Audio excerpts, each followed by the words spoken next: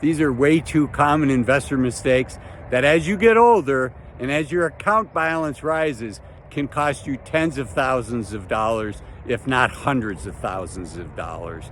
I've been a financial advisor for over 20 years. I've seen a lot during that period of time, and you learn more from your mistakes than the things that you do well. And unfortunately, in investing, your mistakes can be expensive. I don't want to see that happen to you. So let's go for a walk and talk about this. Okay, probably the number one investor mistake that I see is, not doing your homework, not doing your research, and following your emotions. Maybe a friend of yours tells you about an investment that they made, it doubled in value, and this company's doing really, really well. Maybe they started with a small amount, they put in $10,000, and now it's worth $20,000.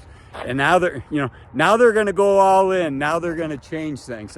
So they're very committed to it, and their excitement encourages you and gives you excitement for it too. Do your research. Do your research. You want to know what you own, how it makes money, the strength of the management team, the strength of its balance sheet, its position in the competitive landscape, and the key things that could derail it from the lofty position that it's in right now.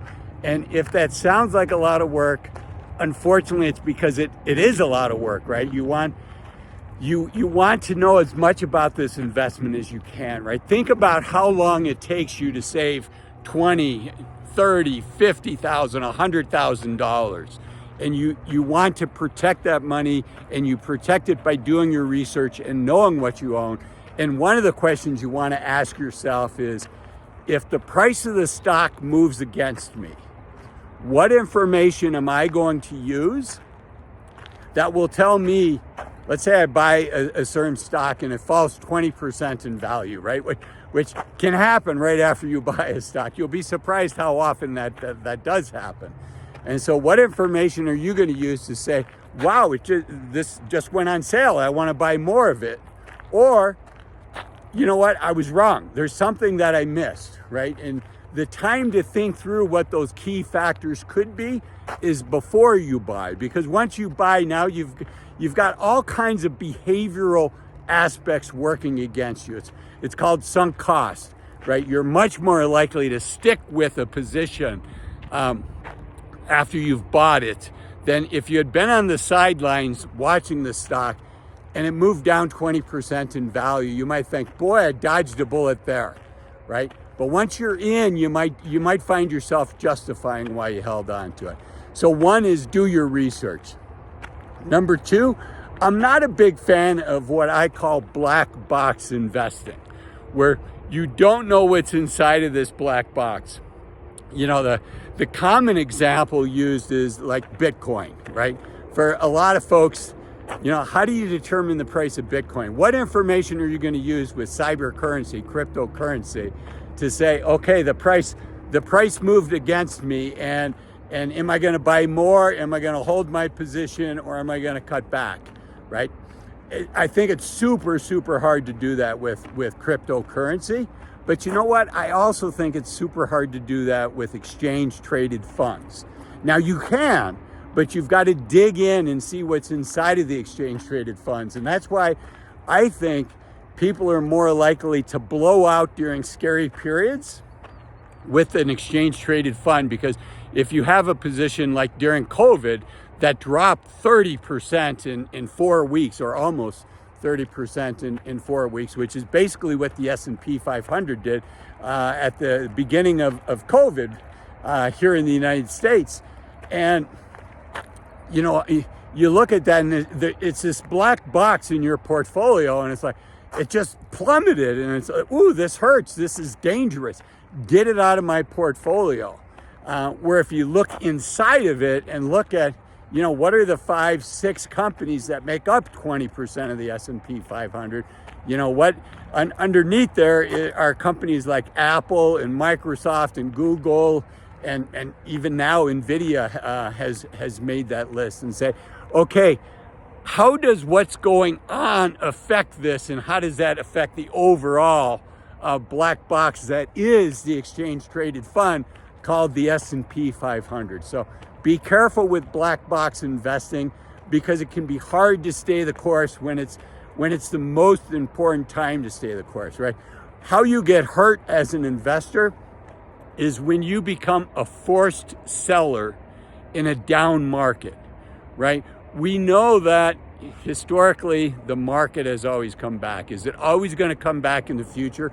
I don't know. I personally think it will, because companies are doing things better, faster, cheaper over the arc of time, and eventually that should be recognized in the price of the stock. But again, I don't have some magical crystal ball, and nobody else does as well. But if you're just holding on to this black box, you're asking how do I know? Is it going to come back? So that's danger number 2. Danger number 3 is not understanding who you are as an investor and what things are likely to scare you. So over the next 30 years, are stocks likely to do okay? I think so, right? Does that mean that everybody should have 100% of their retirement or 90% of their retirement in the stock market? And even super smart investors, people like Warren Buffett, he said, when he passes away, he is going to leave his money, I think he said, in a trust for his family, and it's going to be 90% in equities and 10% in U.S. Treasuries. Is 90% right? Well, it's right for Warren because he knows who he is. But is it right for all of his heirs? It depends, right? People are complex. So understanding who you are, because saying that, theoretically I should be 100% in the market, 90%, 30%, whatever it is, theory goes out the window when you're fearful. And you need to be able to stay the course when you're fearful. So that's number 3. And number 4 is not understanding how you as a person are going to change over time. And, let's say you're 50 years old, you're getting ready to retire, you've had a good job your whole life, and now it's time to retire. And you tell your financial advisor, I'm really comfortable with risk. I've always stayed the course. I stayed the course in 2007, 2008. When COVID happened, I didn't change a thing. Well, you know what? When you retire, the way you look at risk is going to be different. So you have to be super careful there, because it's not just who you are as an investor today, but who you're going to be over time. None of what I'm sharing here today is financial advice. It can't be financial advice. I don't know your situation, right? What I want to do is give you enough information that you can research things to really help yourself and do your own education. And I strongly recommend that you work with a fee-only financial advisor, somebody that does know your situation, because it's really important. Another thing that can really hurt investors is when they don't take their liquidity needs into account. Your liquidity needs are, how much money am I going to need to take out of my account each year, or do I have a major expense coming up? And if you find yourself in a crunch, you can be in a situation where the stock market is down, and again, you're a forced seller. Earlier, I was talking about fear, and fear can be a driver for somebody being a forced seller. They're forcing themselves. Their fear is forcing themselves to sell because they can't stand the pain. But as common, maybe more common, is people are forced sellers in a down market because of their liquidity needs, and they didn't plan on that. Maybe your kids are going to college, and so you've got tuition that you have to pay. But you didn't reflect that change in your investments, and now the market's down and tuition bill is due, so you don't have a choice. You're selling stocks that are down at a time that, frankly, if you'd thought about it ahead of time and planned ahead of time, you wouldn't have to worry about that. So there's liquidity needs, there's recognizing who you are, there's also looking at what your goals are. What is the benefit to you if you take more risk than you need to?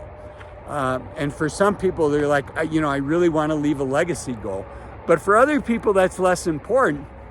And for those folks really, thinking about what risk, taking no more risk than what is necessary to achieve your goals, I think is a good mantra, a good rule. And I think another good thing is to consider watching this video up here where I talk about the average income for retirees in America, and this video down here that talks about 5 reasons to retire as soon as you can. Thanks for watching. Bye-bye.